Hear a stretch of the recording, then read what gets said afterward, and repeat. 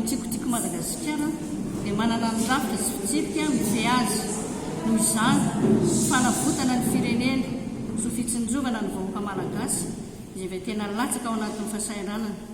Izay fikambanana vehivavy tiako Madagasikara ao anatin'ny commune 9 izay mandrafitra ny distrikta Antananarivo Avaradrano dia manohana tsy misy fepetra ny kandidat sy olom-bavam-bahoaka no tendren'ny filoha nasional ny Tokotimo Andriamatoa Marc Ravalomanana ao anatin'ny vovonana firaisan-kina tarehan'i Andriamosa Avitraina sy Andriamatoa Jimmy izay mitondra ny laharana 7.